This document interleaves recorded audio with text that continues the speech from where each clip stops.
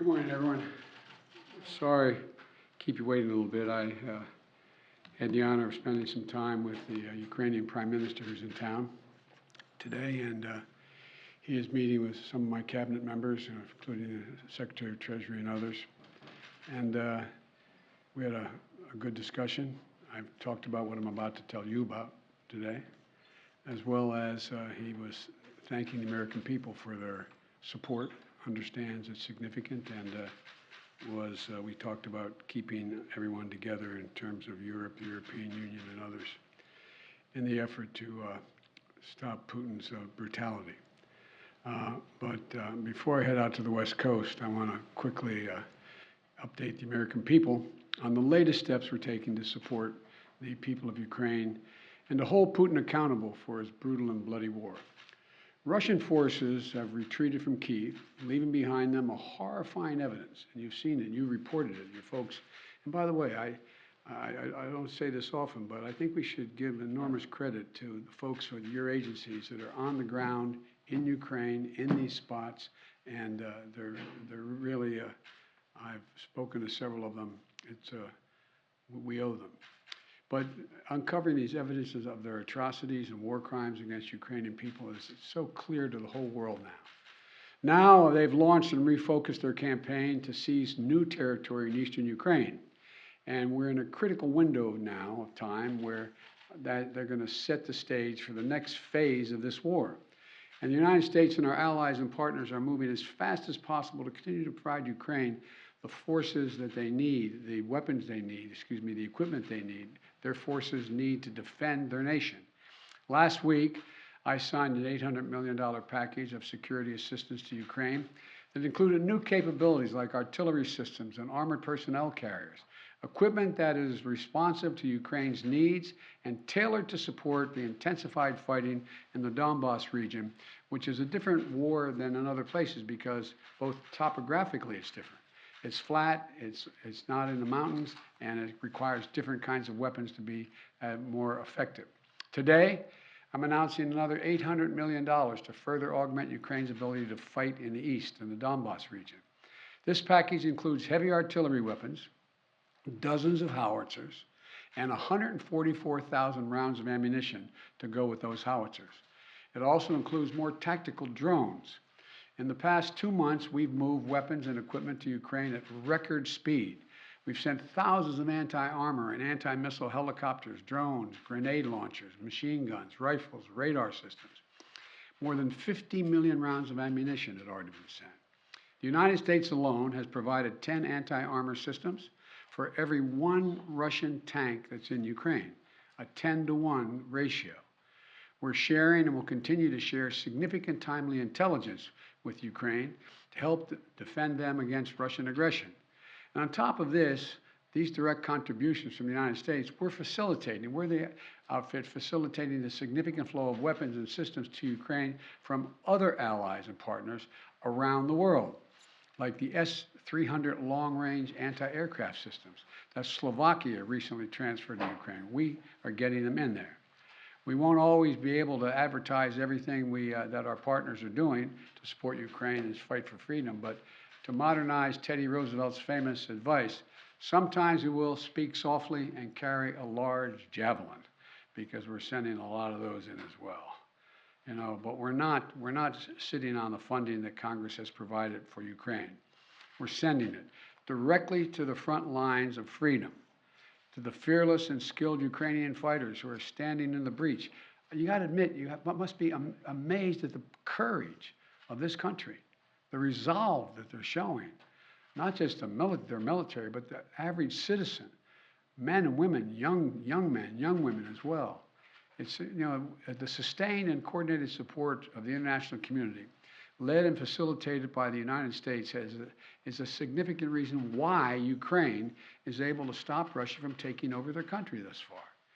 Every American taxpayer, every member of our armed forces can be proud of the fact that our country's generosity and the skill and service of our military helped arm and repel Russia's aggression in Ukraine, to beat back Putin's savagery that tried to seize Ukraine's capital and wipe out Ukraine's government.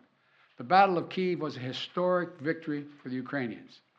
It was a victory for freedom, won by the Ukrainian people with unprecedented assistance by the United States and our allies and our partners.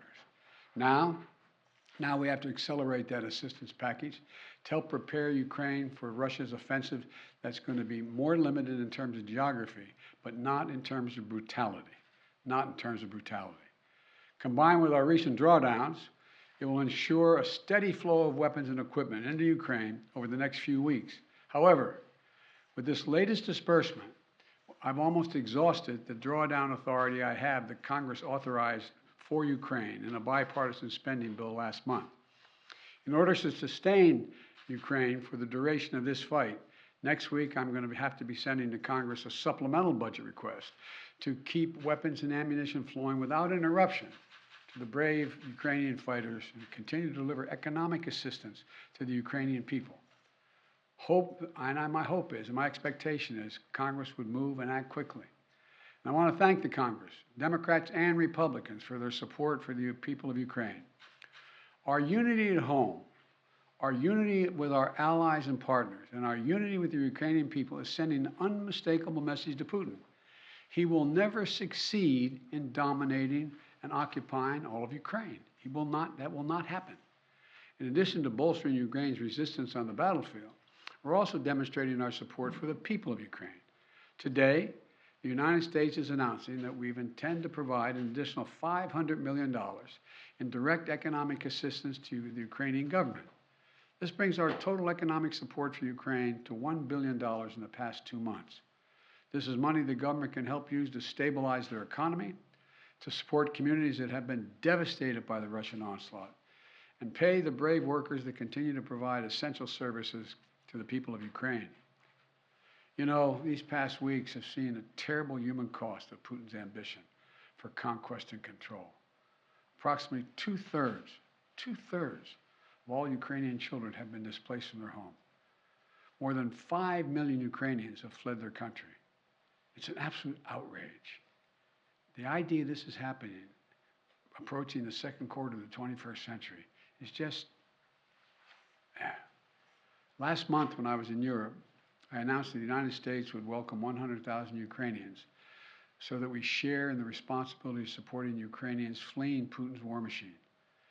We've already welcomed tens of thousands of Ukrainians to the United States, and today I'm announcing a program, Unite for Ukraine, a new program to enable Ukrainians seeking refuge to come directly from Europe to the United States. This new humanitarian parole program will complement the existing legal pathways available to Ukrainians, including immigrant visas and refugee processing. It will provide an expedient channel for secure legal migration from Europe to the United States for Ukrainians who have a U.S. sponsor, such as a family or an NGO. This program will be fast, it will be streamlined, and will ensure the United States honors its commitment to go to the people of Ukraine and need not go through our southern border. We're also continuing to ratchet up the pressure on Putin and further isolate Russia on the world stage. Yesterday, the Treasury Department rolled out additional measures to crack down on the entities and individuals attempting to evade our unprecedented sanctions, not just ours, but throughout the West. Today, I'm announcing that the United States will ban Russian-affiliated ships from our ports, as they did in Europe. That means no ship that sails under the Russian flag or that is owned or operated by a Russian interest will be allowed to dock in a United States port or access our shores. None. This is yet another critical step we're taking in concert with our partners in the European Union, the United Kingdom, Canada, and further to deny Russia the benefits of international economic system that they so enjoyed in the past. We don't know how long this war will last, but as we approach the 2-month mark, here's what we do know. Putin has failed to achieve his grand ambitions on the battlefield. After weeks of shelling Kyiv, Kyiv still stands. President Zelensky and his democratically elected government still remain in power. And the Ukrainian armed forces, joined by many brave Ukrainian civilians, have thwarted Russia's conquest of their country. They've been bolstered from day one by an unstinting supply of weapons, ammunition, armor, intelligence from the nations of the free world, led by us, the United States. As Russia continues to grind out the military advances and their military advances and the brutalities against Ukraine, Putin is banking on us losing interest. That's been my view. You heard me say this from the beginning. He was counting on NATO, European Union, our allies in Asia, cracking, moving away. He's betting on Western unity will crack. He's still betting on that. And once again, we're going to prove him wrong. We will not lessen our resolve. We're going to continue to stand with the brave and proud people of Ukraine. We will never fail in our determination to defend freedom and oppose tyranny. It's as simple as that. So again, I want to thank the American people. Thank the American people for their support of the Ukrainian people. This is our responsibility, it seems to me, and we've been able to hold the whole world together in this effort. So thank you very much. Thank you. Mr. President, I'm going to take just one or two questions. I got a plane to catch. What does Putin claiming control over Mariupol mean? How significant is that? Well, first of all, it's questionable whether he does control Mariupol. One thing for sure we know about Mariupol, he should allow humanitarian corridors to let people on that steel mill and other places that are buried under rubble to get out, That's what any head of state would do in such a circumstance. And so there is no evidence yet that Mariupol is completely fallen. Mr. President, On Title 42, sir, are you considering delaying lifting Title 42? No, what I'm considering is continuing to hear from well, first of all, there's going to be an appeal by the Justice Department, because as a matter of principle, we want to be able to be in a position where if in fact it is strongly concluded by the scientists that we need Title 42, that we be able to do that. But there has been no decision on extending Title 42. Thank you. Mr. President, how long can the U.S. maintain the level and pace of this military support for Ukraine? Well, we have the capacity to do this for a long time. The question is, are we going to continue to maintain the support of the international community and keep the pressure on Putin to prevent him from overrunning the country, number one, and number two, make sure we continue to maintain the economic sanctions, which over time, and we're beginning to see it, are devastating their economy and their ability to move forward. So the most important thing right now is maintain the unity. So far, so good. Thank you very much. How much money are you going to ask for in the supplemental? How much money in the supplemental? The answer, that's for you to decide now. I'm not asking you to think